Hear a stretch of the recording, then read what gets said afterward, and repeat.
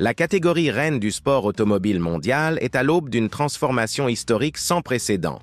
Mohammed Ben Sulayem, président de la FIA, vient de faire une déclaration explosive qui promet de révolutionner complètement le sport, le retour des moteurs V8 dès 2029. L'ère des moteurs hybrides complexes touche-t-elle à sa fin?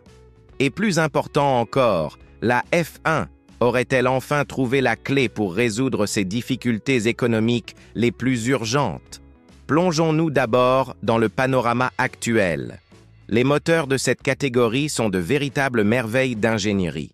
Chaque exemplaire coûte entre 1,8 et 2,1 millions de dollars, tandis que leur développement peut atteindre 200 millions de dollars par constructeur. Pour donner une idée de leur sophistication, ces unités motrices intègrent la propulsion à combustion, la technologie hybride, la récupération d'énergie cinétique, l'utilisation de l'énergie thermique et de nombreux éléments électroniques qui rendent chaque pièce plus précieuse qu'une maison haut de gamme. Ben Sulayem fait preuve de sérieux lorsqu'il affirme que ces moteurs sont d'une complexité excessive. En réalité, seuls 4 constructeurs automobiles dans le monde sont capables de fabriquer ces unités motrices: Mercedes, Ferrari, Renault et Honda.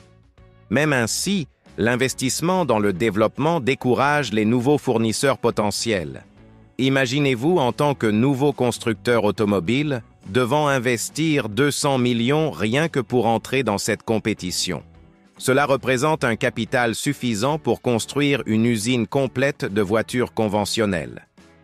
Le dirigeant de la FIA n'est pas le seul à penser ainsi. En interne, plusieurs écuries ont déjà fait part de leur inquiétude face aux coûts astronomiques des moteurs actuels. Christian Horner, représentant Red Bull, a déjà déclaré ouvertement que les moteurs sont trop sophistiqués pour le rendement qu'ils offrent. Toto Wolff, de Mercedes, bien qu'il représente une marque qui domine la technologie hybride, reconnaît que les coûts deviennent prohibitifs. Et la situation va encore plus loin. Même les constructeurs automobiles eux-mêmes se demandent s'il vaut la peine de maintenir des investissements aussi élevés dans une technologie qui, concrètement, ne se traduit pas directement par des ventes de véhicules au consommateur final. La suggestion de Ben Sulayem est radicale, mais elle a une logique commerciale. Les moteurs V8 à aspiration naturelle ou équipés d'un système hybride beaucoup plus élémentaire coûtent environ la moitié du prix actuel. Cela signifie qu'un groupe motopropulseur V8 coûterait moins d'1 million de dollars, avec un développement qui ne dépasserait pas les 100 millions. Pour les petites équipes, cela signifierait une révolution. Pour les constructeurs automobiles, ce serait une chance de réduire leurs coûts tout en conservant leur pertinence technologique. Imaginez Williams, Haas ou même Alpine ayant accès à des moteurs compétitifs sans avoir à faire d'énormes sacrifices financiers. Cependant, le premier obstacle apparaît, la pression écologique. La catégorie s'est engagée publiquement à atteindre la neutralité carbone d'ici 2030. Comment justifier à l'échelle mondiale que cette discipline revient à des moteurs moins efficaces? Ben Sulayem a une réponse: les carburants durables. La proposition est que les moteurs V8 utilisant des carburants 100% durables peuvent être plus écologiques que les hybrides actuels, surtout si l'on tient compte de toute la chaîne de production des batteries et des composants électroniques. Et soyons réalistes, l'empreinte carbone nécessaire à la production d'une batterie de F1 est colossale. Le moment choisi pour cette proposition n'est pas fortuit. En 2026, la catégorie mettra en œuvre de nouvelles réglementations sur les moteurs qui suscitent déjà des inquiétudes généralisées. Honda fait son retour officiel, Audi fait son entrée en tant que constructeur et les coûts de développement de ces nouvelles unités alarmant même les constructeurs les plus expérimentés. Si la transition vers le V8 a lieu en 2029, cela ne fera que 3 ans. Une période suffisante pour évaluer si les moteurs de 2026 ont réellement résolu les problèmes de la catégorie ou s'ils ont généré encore plus de complications. Maintenant vient la partie la plus fascinante. Ben Sulayem ne parle pas uniquement des moteurs. Il a également précisé qu'il observait la Chine pour une éventuelle 12e équipe dans la catégorie. Et cela a tout son sens d'un point de vue stratégique. La Chine représente le plus grand marché automobile mondial, investit massivement dans les technologies électriques et durables pour les véhicules, et la catégorie a désespérément besoin d'étendre sa présence sur le continent asiatique. Le Grand Prix de Chine a déjà démontré l'intérêt massif du public chinois pour cette discipline.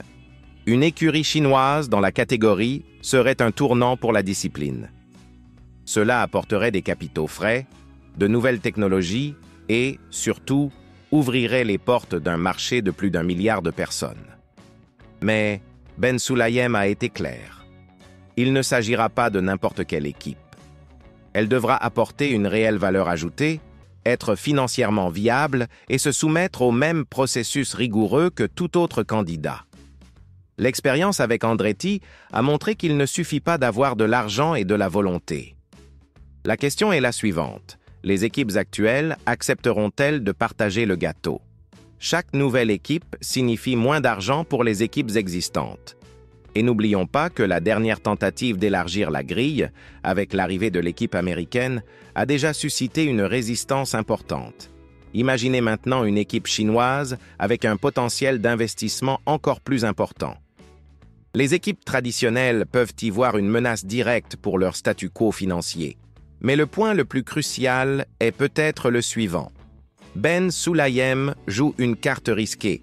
Il parie qu'il peut convaincre les constructeurs actuels d'accepter un changement radical qui pourrait rendre obsolète tout l'investissement d'1 milliard de dollars qu'ils ont réalisé dans la technologie hybride actuelle. Mercedes, Ferrari, Renault et Honda ne vont pas accepter cela sans réagir. Ils voudront des garanties, des compensations ou, au minimum, un plan de transition qui protège leurs investissements. Mercedes, par exemple, a investi plus d'1 demi-milliard de dollars dans le développement du moteur actuel. Et c'est là que réside le plus gros problème. La Formule 1 ne peut pas se permettre de perdre un seul constructeur. Si le changement est trop brutal, certains d'entre eux pourraient tout simplement décider que cela n'en vaut plus la peine et quitter la catégorie. Imaginez Mercedes quittant la F1 parce qu'elle n'est pas d'accord avec le retour au V8. Ce serait un désastre pour la crédibilité de la catégorie. Le départ de tout constructeur important créerait un effet domino qui pourrait compromettre toute la structure compétitive de la F1. D'un autre côté, si le changement est bien exécuté, il pourrait être exactement ce dont la F1 a besoin. Des moteurs moins chers signifient plus de constructeurs intéressés. Plus de constructeurs signifie plus de concurrence et d'innovation. Plus de concurrence signifie un meilleur spectacle pour les fans. Et en fin de compte, c'est ce qui compte. Faire en sorte que la F1 reste le summum du sport automobile mondial, mais sans ruiner tout le monde dans le processus. La catégorie doit trouver le parfait équilibre entre innovation technologique et viabilité financière. La réalité est que Ben Sulayem joue une partie d'échecs en plusieurs dimensions. Il doit trouver un équilibre entre la viabilité environnementale, la viabilité financière, l'intérêt des constructeurs, la satisfaction des équipes et les attentes des fans.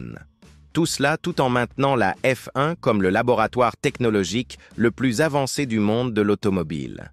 C'est un défi qui pourrait définir l'avenir de la catégorie pour les 20 prochaines années.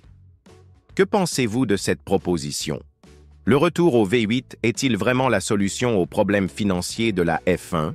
Ou risquons-nous de perdre l'essence technologique qui rend cette catégorie unique? Et plus important encore, pensez-vous qu'une équipe chinoise pourrait réellement changer l'équilibre des pouvoirs en F1? Donnez-moi votre avis dans les commentaires sur ces changements révolutionnaires qui pourraient bientôt voir le jour. Et si vous voulez en savoir plus sur les coulisses de ces négociations qui se déroulent actuellement dans le monde de la F1, cliquez sur la vidéo qui apparaît sur votre écran, car je vous y explique comment ces décisions pourraient avoir un impact direct sur l'avenir de vos pilotes préférés.